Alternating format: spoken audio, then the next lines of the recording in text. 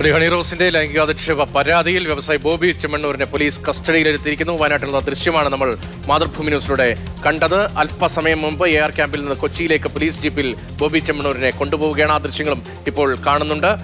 കമലാണ് അവിടെ നിന്നുള്ള വിവരങ്ങൾ നൽകിക്കൊണ്ടിരിക്കുന്നത്. ഒപ്പം കൊച്ചിയിലെ നിയമ നടപടികളുടെ തുടർച്ച എങ്ങനെയായിരിക്കും, എന്തായിരിക്കും ഇനി അന്വേഷണ സംഘം ഉദ്ദേശിക്കുന്നത് എന്നതിന്റെ വിശദാംശങ്ങളുമായി ബിനിലും നമുക്കൊപ്പം ചേരും.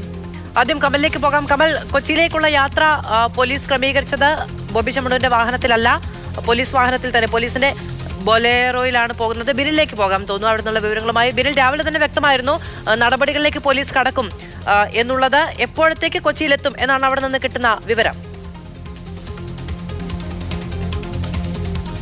മധു, ബോബി ചെമ്മണ്ണൂരിനെതിരെ ഇന്നലെയാണ് ജാമ്യമില്ലാ വകുപ്പ് പ്രകാരം കേസെടുത്തത്. പിന്നീട് ബോബി ചെമ്മണ്ണൂർ മുൻകൂർ ജാമ്യത്തിനുള്ള നീക്കങ്ങളൊക്കെ തന്നെ നടത്തുകയായിരുന്നു. അത് പൊളിച്ചുകൊണ്ടാണ് കൊച്ചി സിറ്റി പോലീസ് വയനാട്ടിലെത്തി ബോബി ചെമ്മണ്ണൂരിനെ പെട്ടെന്ന് തന്നെ കസ്റ്റഡിയിലെടുത്തത്. ബോബി ചെമ്മണ്ണൂരിന് സമയം കിട്ടിയിരുന്നുവെങ്കിൽ സ്വാഭാവികമായും ഹൈക്കോടതിയിലോ സെഷൻസ് കോടതിയിലോ മുൻകൂർ ജാമ്യ ഹർജികളുമായി മുന്നോട്ട് പോയേനെ. അത് പോലീസ് പൊളിച്ചുകൊണ്ടാണ് ഇപ്പോൾ ബോബി ചെമ്മണ്ണൂരിനെ കസ്റ്റഡിയിലെടുത്ത് എറണാകുളം സെൻട്രൽ സ്റ്റേഷനിലേക്ക് കൊണ്ടുവന്നുകൊണ്ടിരിക്കുന്നത്. ഇന്നലെ രാത്രി തന്നെ പോലീസ് സംഘം ബോബി ചെമ്മണ്ണൂരിന്റെ ലൊക്കേഷൻ കണ്ടെത്തി വയനാട്ടിലേക്ക് എത്തിയിരുന്നു എന്നാണ് നമുക്ക് മനസ്സിലാക്കാൻ കഴിയുന്നത്. ഹണി റോസ് ആദ്യം ബോബി ചെമ്മണ്ണൂരിന്റെ പേരെടുത്ത് പറയാതെയാണ് പരാതി സമൂഹ മാധ്യമങ്ങളിലടക്കം പങ്കുവച്ചത്. അതൊരു മുന്നറിയിപ്പായിരുന്നു ഹണി റോസ് നൽകിയത്. പക്ഷേ അവർ പിന്നീട് ആ പോസ്റ്റിന് താഴെ അവർക്കെതിരെ വീണ്ടും ലൈംഗിക അധിക്ഷേപങ്ങളാണ് മറ്റു പലരുടെയും ഭാഗത്ത് നിന്ന് വന്നത്. ആ ഒരു ഘട്ടത്തിൽ അവർ പോലീസ് സ്റ്റേഷനിൽ നേരിട്ടെത്തുകയും മൊഴി നൽകുകയും ചെയ്തു.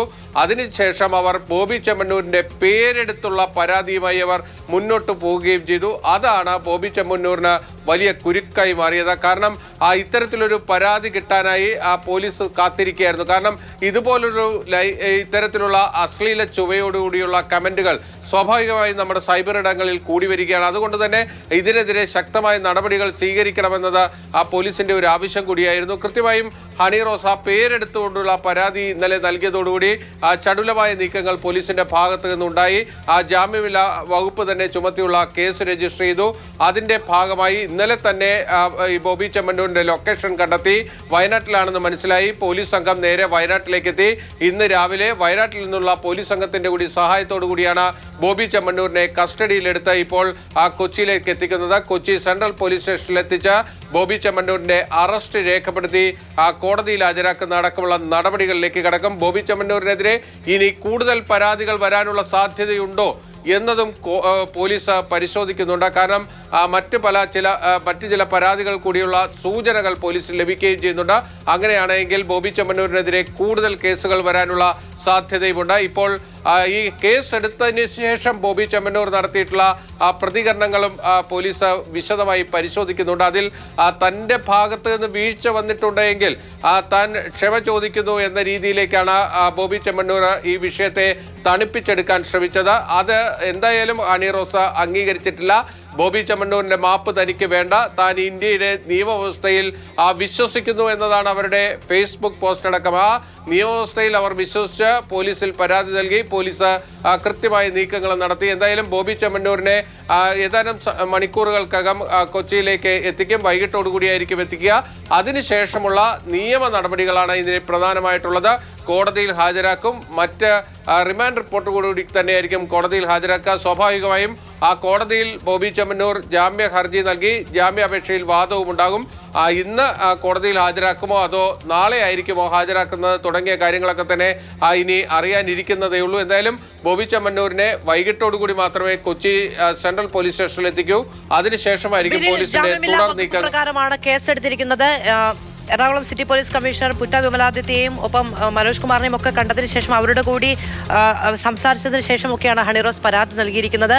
ഈ നിയമ വഴി ബോബി ചെമ്മണ്ണൂർ എത്രത്തോളം കടുത്തതായിരിക്കും?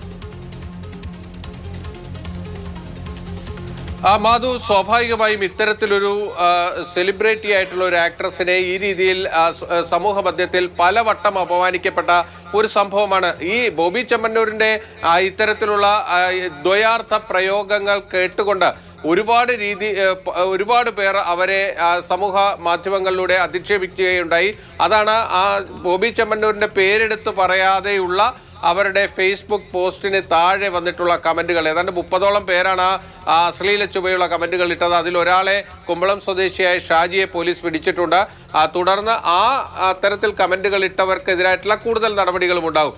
അതോടൊപ്പം തന്നെ ബോബി ചെമ്മണ്ണൂരിനെ സംബന്ധിച്ചിടത്തോളം ഇതിൽ ജാമ്യ ഹർജി നൽകുക എന്നത് പ്രധാനമാണ്. സ്വാഭാവികമായും ജാമ്യാപേക്ഷയിൽ ശക്തമായ വാദപ്രതിവാദത്തിനുള്ള സാധ്യതകൾ തന്നെയുണ്ട്. കാരണം ഇത്തരത്തിലൊരു കേസിൽ ബോബി ചെമ്മണ്ണൂരിനെ പോലെ ഒരാൾക്ക് ജാമ്യം നൽകുന്നത് അത് സമൂഹത്തിന് ഒരു തെറ്റായ സന്ദേശം നൽകുന്നതായിരിക്കും എന്നത് തന്നെയായിരിക്കും പ്രധാനമായും പ്രോസിക്യൂഷൻ കോടതി മുമ്പാകെ വാദിക്കാൻ പോകുന്നത്. അതോടൊപ്പം തന്നെ ഇയാളുടെ തുടർച്ചയായിട്ടുള്ള ഇത്തരത്തിലുള്ള മോശം പരാമർശങ്ങൾ അതെല്ലാം കോടതിയുടെ ശ്രദ്ധയിലേക്ക് പെടുത്തുകയും ചെയ്യും.